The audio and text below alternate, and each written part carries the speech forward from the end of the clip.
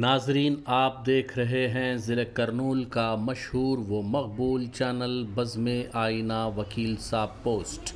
آج 4 میں ہے، یعنی death anniversary of Tipu Sultan, 223ویں ڈیتھ اینیورسری آج ٹیپو سلطان کی منائی جا رہی ہے۔ اس موقع پر کرنول کی مشہور و معروف شخصیت جناب جمشید علی خان صاحب نے ٹیپو سلطان رحمۃ اللہ علیہ پر جو باتیں کہی ہیں وہ آپ کو ہم سنوانا چاہتے ہیں۔ ہندوستان کی تاریخ کا وہ سیاہ دن ہے۔ آج ہی کے دن یعنی 4 مئی 1799 عیسوی میں شیر میسور ٹیپو سلطان شہید ہوئے تھے۔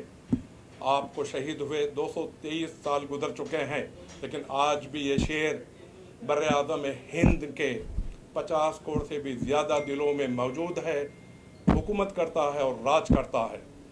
ہمارے ملک کے پہلے وزیر اعظم جناب جواہر لال نہرو صاحب اپنی کتاب دا ڈسکوری آف انڈیا میں لکھتے ہیں کہ اگر اس وقت یعنی 1799 عیسوی میں، جبکہ برٹش کے قدم ابھی بھی نہیں جمے تھے، اگر اس وقت میں نظام حیدرآباد اور مراٹھاس اگر ٹیپو سلطان کا ساتھ دیے ہوتے تو آج ہندوستان کی تاریخ کچھ اور ہوتی اور برٹش ہندوستان کا غلام ہوتا، نہ کہ ہندوستان برٹش کا۔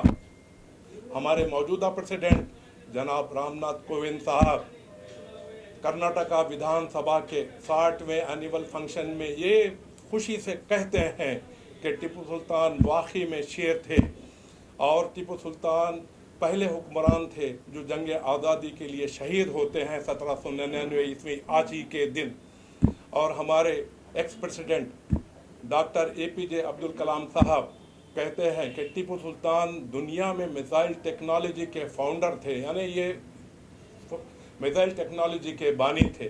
اور جب یہ اپنی کتاب، اس کا نام ہے دا ونگس آف فائر یعنی اڑتے ہوئے پر، اس میں لکھتے ہیں جب آپ ناسا امریکہ گئے تھے تو وہاں کی ایک ناسا کی گیلری میں آپ ایک پینٹنگ دیکھتے ہیں جس میں صاف بتایا گیا ہے کہ ٹیپو سلطان ہے، ٹیپو سلطان کے اس طرف میں ایک راکٹ رکھا ہوا ہے۔ یہ چیز صاف بتاتی ہے، دکھاتی ہے، بتلاتی ہے کہ ٹیپو سلطان دنیا میں میزائل ٹیکنالوجی کے بانی تھے۔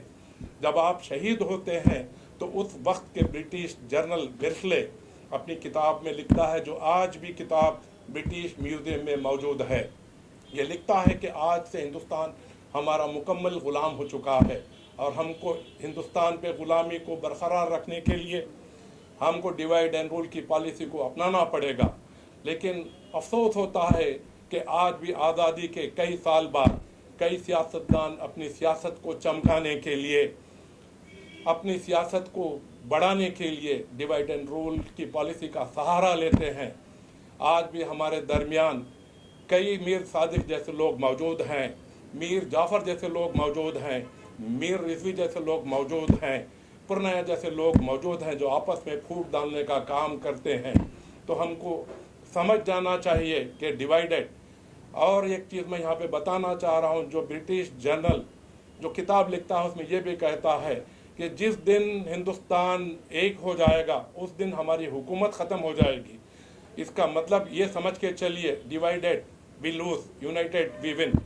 ہم کو آج بھی ان غداروں کے باتوں سے دور رہنا چاہیے، پرہیز کرنا چاہیے، سمجھنا چاہیے اور متحدہ ہو کے سارے دلوں کو، دنیا کے دلوں کو، ہندوستان کے دلوں کو جوڑنے کے لیے کام کرنا چاہیے۔ اگر ہم اسی اپنے الجھنوں میں پھنسے رہیں گے تو ایک دن آئے گا کہ تاریخ کی کتاب میں ڈھونڈنے میں بھی ہمارا سنہری پنہ نظر نہیں آئے گا، غائب ہو جائے گا۔